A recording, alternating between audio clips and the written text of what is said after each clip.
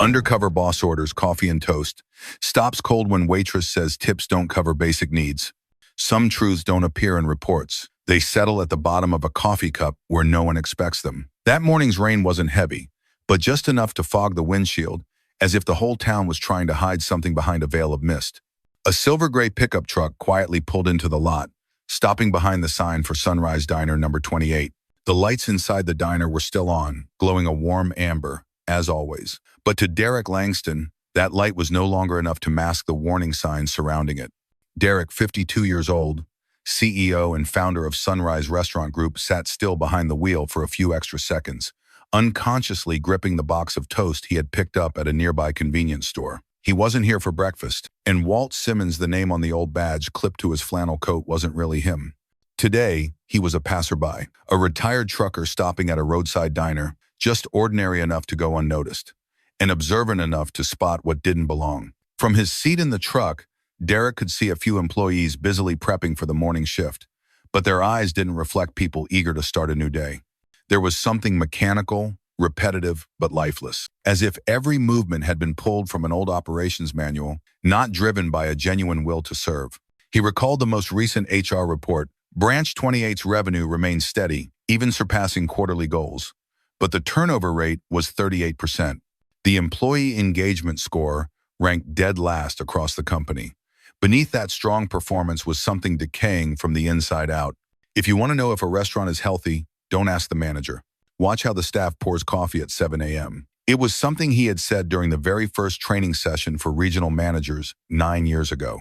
And today, he would be the one putting that line to the test. Derek opened the door, pulled his cap low, and stepped into the chilly drizzle with the slightly uneven stride of a man just looking for a dry corner table.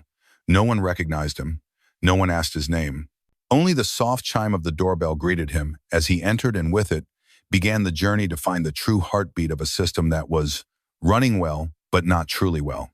A single comment made while pouring coffee, but enough to shake the entire system in his mind. Cassie approached the table with a hurried but careful step, the tray tilting slightly in her hand, a steaming cup of coffee gently rippling beside a freshly toasted slice of bread. She didn't stand out, hair tied hastily, sleeves slightly frayed, a polite but weary smile. But it was exactly that caught Derek's attention. Not because she served him, but because she was actually working while the other staff members seemed merely present. "Here's your order, sir," Cassie said, placing the plate down so gently it was as if she was afraid of scratching the table. "Black coffee and toast. I also left some butter and jam on the side for you." "And," Derek nodded, offering a line just loud enough to hear like a stranger trying to make light conversation. "Pretty busy this morning, huh? Morning tips must be decent, right?" Cassie froze for half a second. No one noticed except Derek, a man who had spent his entire life reading body language the way others read a paycheck. She smiled, but this time, the smile missed her eyes. Then, her voice dropped even lower than the hum of the espresso machine in the corner. "Morning shifts are the worst for tips, especially when we split them, but only a few actually get anything." The sentence slipped out as if it meant nothing, as if Cassie had long accepted that nobody cared.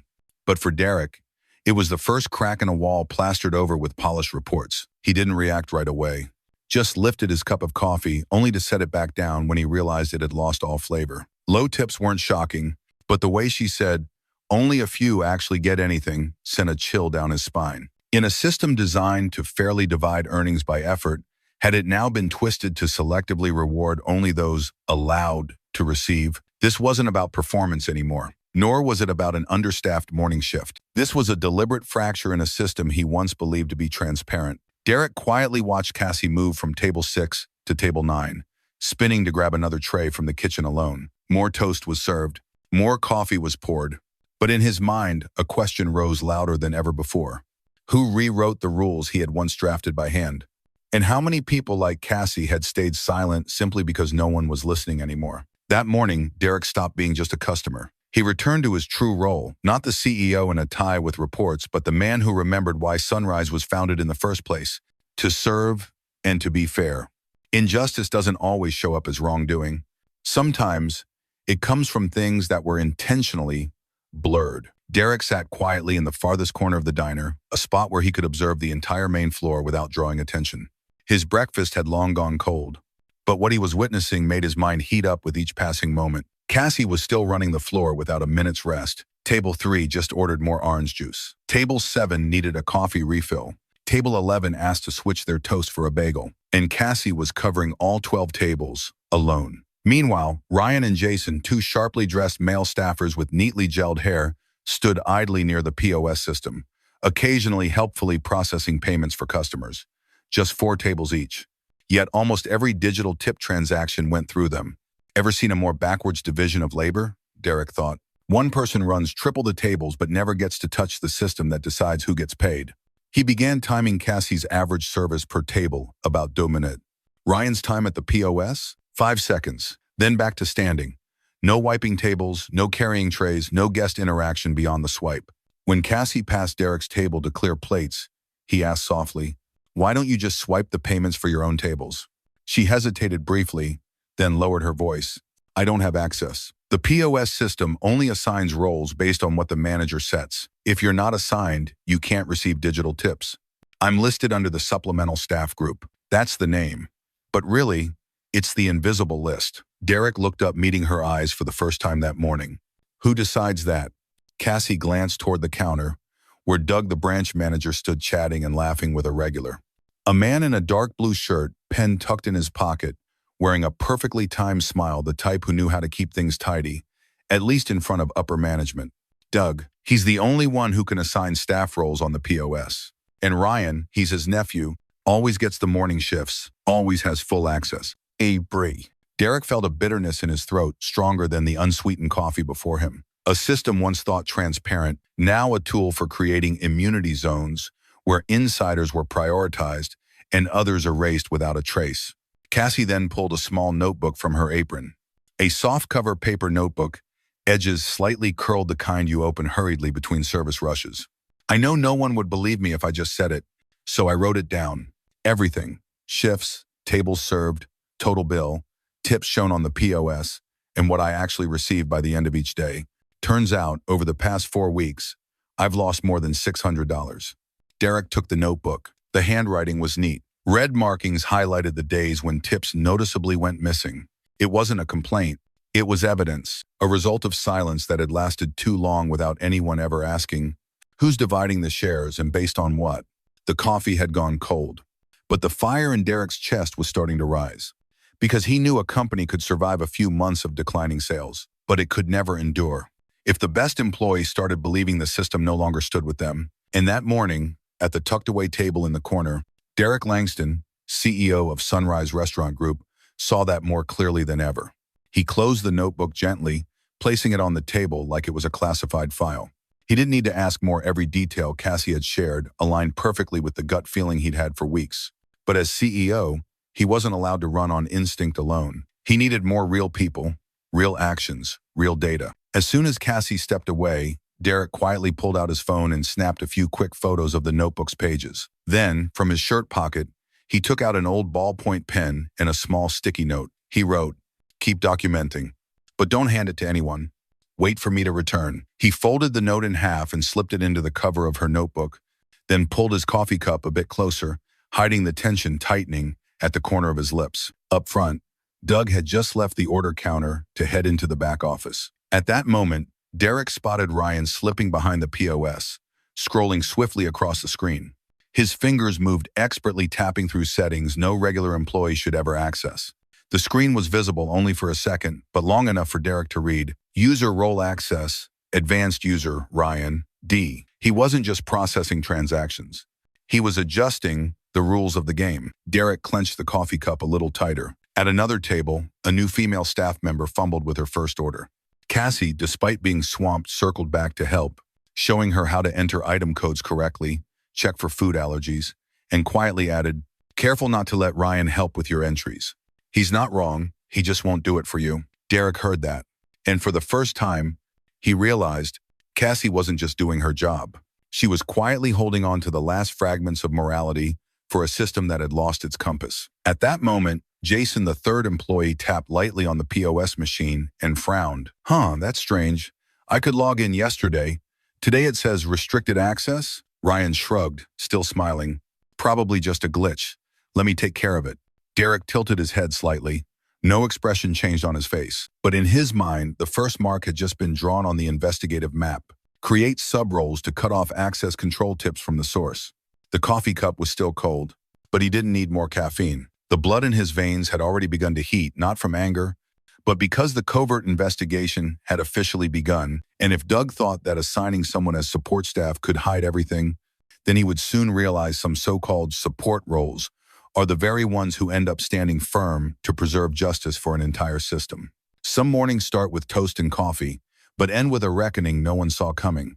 That very afternoon, Derek left Branch 28. The rain had stopped, but within him, a storm had officially formed, triggered by a single phone call that lasted precisely 93 seconds. "Mara," he said, voice low, "we have a problem. The POS system is being tampered with. I need you to step in."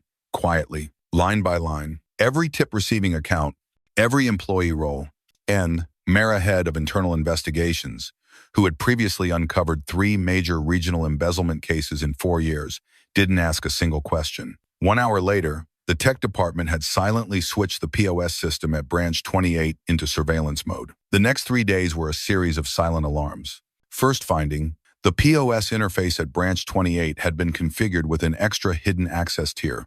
Preferred access, internal, applied to only 3 accounts: Doug, Ryan, and a shared kitchen support user, which had been created by Doug but never assigned to any actual person. Second finding, over the past 30 days, total digital tips at the branch exceeded $4,800. Of that, 67% had been transferred to a single account, Ryan Douglas, listed as POS supervisor, even though his HR title was only part-time server. Third finding, a legal entity named Douglas Henderson LLC had been receiving consistent internal service processing fees every Friday. The money source perfectly matched the amount of missing cash tips from internal reports.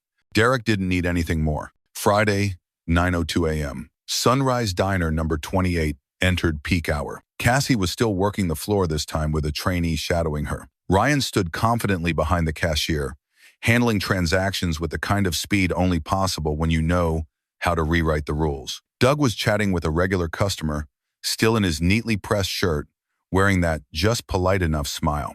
And exactly at 9:06 a.m., Derek walked in, no longer playing the role of Walt. No baseball cap, no worn jacket, just the CEO and founder of Sunrise Restaurant Group in a charcoal-colored suit, walking straight to the register. Behind him was Mara, no longer in disguise, holding a tablet showing real-time POS analytics. Doug froze for a moment. Ryan turned pale. The entire restaurant dropped into silence as if someone had pulled the plug on the room's energy. "Good morning," Derek said, his voice calm but commanding. "I won't take much of your time, only the 15 years I've spent building this system." He placed his hand on the counter, eyes locked on Doug. "I once said, fairness is not a slogan. It's a behavior repeated every day. But here someone rewrote the rules to turn sharing into privilege. And I did not build Sunrise to be a place for people like that." He turned to Mara. She tapped. The screen graphs appeared. Employee names, percentage of tips received, transfers to Douglas Henderson, LLC, legal documents confirming Doug as the entity owner. Derek looked Ryan straight in the eye. 67% of tips didn't end up in someone's pocket because they served well. They ended up in yours because the system was bent by someone in power. The entire diner went dead silent. Cassie put her tray down and stood upright. Another staff member stepped out from the kitchen, stunned, but as if they'd been waiting for this moment for a long time. "Doug," Derek said, his tone no longer soft, "effective immediately, you're suspended. All your records will be forwarded to legal. Ryan, you too. There's no room here for people who turn a tip-sharing system into personal gain." He turned to everyone. "If you've truly done the work, I promise, you will be seen, acknowledged, and fairly rewarded. But if you've been hiding fairness behind the scenes, even if you smile perfectly in front of customers, you'll have to leave." No one applauded. No one cheered. There was just a silence, the kind that follows when the truth has been called by its name in broad daylight. And from that day on, Sunrise Diner was no longer a place where tips were distributed by some internal system. It became a place where those who served were the ones recorded, clearly, transparently, with no loopholes left to twist. Derek didn't leave the counter just yet. He looked around, his eyes scanned every staff member's face. Some avoided his gaze, some looked down, but others, for the first time, lifted their heads and met his eyes. He pointed to the POS screen behind Ryan. "Starting today, This system will no longer be controlled by a few privileged accounts. We've reset the entire access structure. Every employee now has a defined identity, and access will reflect the work they actually do, not the relationships they have. Mara opened her tablet, switching to a second tab. The screen displayed a real-time dashboard showing tip allocation data from locations currently piloting the new system. Green bars represented transparently distributed tips. Red dots flagged locations with suspected manipulations. Then Mara spoke her first words since entering the diner. We'll be monitoring not just this branch, but the entire system. But what we really need aren't just numbers. We need people willing to keep everything on track. The diner was still quiet, but Derek could feel the atmosphere shift. A young employee named Emily, who had only been working there for 2 months, quietly walked up to Cassie and gently placed her hand on her arm. A small gesture, but enough for Derek to know Cassie was no longer alone. From the back office, Doug stepped out one last time. He said nothing. No protest. No argument. He simply turned to Ryan, and the subtle nod between the two was like a quiet admission that the game was over. Ryan handed over his access card. Derek took it but didn't pocket it. Instead, he placed it on the counter, tapped the pause screen lightly, and turned to the nearest staff member. "What's your name?" "Ben," the young man replied, slightly trembling. Derek pointed at the POS system. "Ben, from now on, you're the first to use this system again. No more manipulation, no more hidden roles. Serve and be rightfully rewarded for your work." Ben nodded slowly. The others started to move too. The diner wasn't fully back in motion yet, but the wheels had begun turning in the right direction. Derek looked at Cassie one last time before leaving. No words of thanks were needed. Her gaze, calm, yet full of clarity, was the confirmation he needed. Outside, sunlight began to break through the clouds, shining diagonally onto the Sunrise Diner sign. Today, it still bore the same name. But the way this place operated had just been redefined. No more nameless servers. Oh, no more being left out of the system just because you're not related to a manager. Only one rule remained. Those who do the work will be seen. The real ones will be rewarded. Fairness will be upheld through action. Fairness is not a destination. It is the way we walk every day, with those who once believed no one stood for them. A month passed. At Sunrise Diner Branch 28, the early morning no longer carried the scent of exhaustion. Instead, there was the soft aroma of buttered toast, the clink of spoons and cups, and a new sound, steady, objective, coming from the digital display beside the POS. Tip sharing, live vertical bar, transparent vertical bar, verified, 8:46 a.m., table, $9 $3. 20 tip, Cassie. O table 35 point tip, Ben. M table 62.75 tip, Emily. No more asking, has the tip been shared? No more handwritten notebooks as underground evidence. No more supporting roles hidden from the system. Now, whoever serves is seen.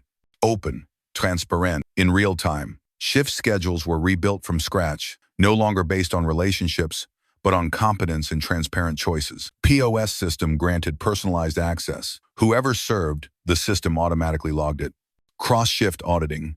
Every action tracked and encrypted by actual employee ID. No more room for silent fraud. And the person behind this entire transformation wasn't Derek. It was Cassie. No longer juggling 12 tables alone, she now walked through branches as a regional training manager, bringing the transparent tip-sharing model to every remaining Sunrise location with outdated practices.